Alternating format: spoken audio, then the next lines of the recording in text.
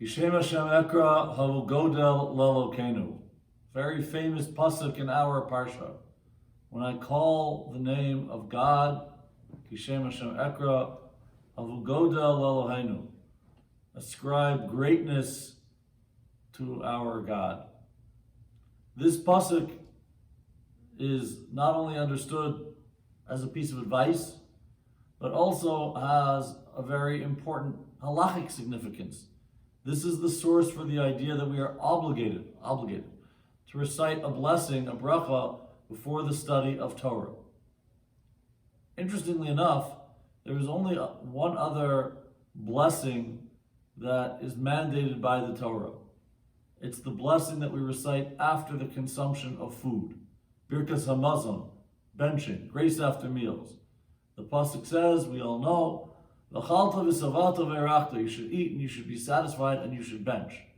Interestingly enough, the Gemara, when analyzing these two situations, the idea of blessing in connection to Torah study and the idea of blessing in connection to food, makes an observation.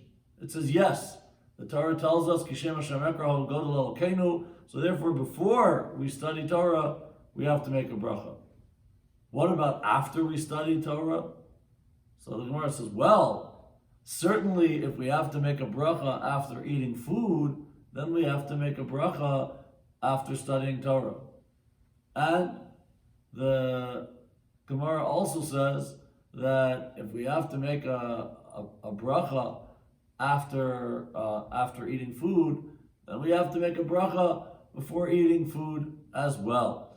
And so basically you have a source in the Torah for making a bracha prior to Torah study, and a source for reciting a bracha after eating. And you have a logical idea which tells us that after we study Torah we have to make a bracha, and also a logical suggestion to explain that we have to make a bracha before eating. So why is it that these things are not parallel? How come the Torah obligation for Birkas HaTorah is something that comes prior to the Torah study, and the Torah obligation connected to eating comes after eating? I think that the answer is very basic, but very profound. The Torah is obligating us to make a blessing when something is most natural. When it comes to eating, when people are hungry, so they just think about the food that they want. After a person has finished eating, so a person who has a sense of decency recognizes, hey, I should say thank you. And that's what benching is all about. There's a natural need that has been satisfied. But in spiritual matters, we have a natural thirst for Torah. And that natural thirst for Torah causes us, or should cause us, to appreciate Torah even before we study it, even before we come in contact with it. Our lives are dictated by the mandates of the Torah. We have so many mitzvos that tell us what to do, what not to do. Shabbos, Yantiv, Kashrus. You all know the mitzvos. But how do we feel about it? The Gemara famously tells us that the Beis HaMikdash was destroyed al asher azvan es torasi, because the Jewish people abandoned the Torah, and the Gemara understands that pasuk to mean al asher lo berchu b'Torah tchila, because the Jewish people didn't make a bracha on the study of Torah. What it means is that Torah became an intellectual subject. It became a topic for study. L'havdil, just like math and literature.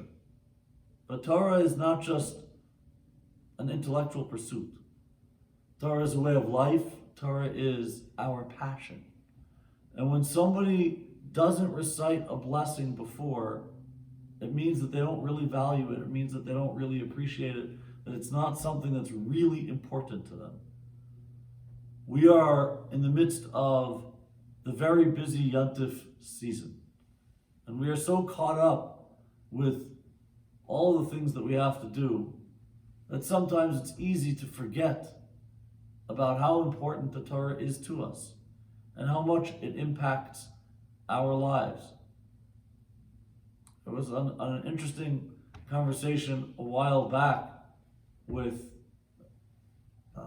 Dr. Fauci about COVID-19, and he was speaking to a group of Orthodox rabbis, and he made a remarkable observation. He said, I actually know some Orthodox Jews.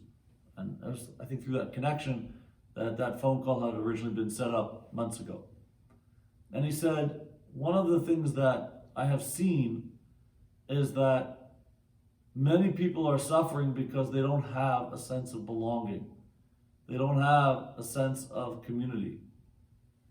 But Orthodox Jews have a very strong sense of community. You have a very strong sense of belonging. And in some ways, he said, I recognize that for your community, the social distancing piece is harder than for others, precisely because it's so much a part of the fabric of who you are. But you should be appreciative that you have that gift. So, if an outsider can recognize how appreciative we should be because we have a Torah, because we have a Torah way of life, how much more so should we be appreciative? And as we go into this new year, we should rededicate ourselves to Torah, and we should recognize that we have to continue not only to live by the mandates of the Torah, but to continue to study Torah and to study it at greater depth.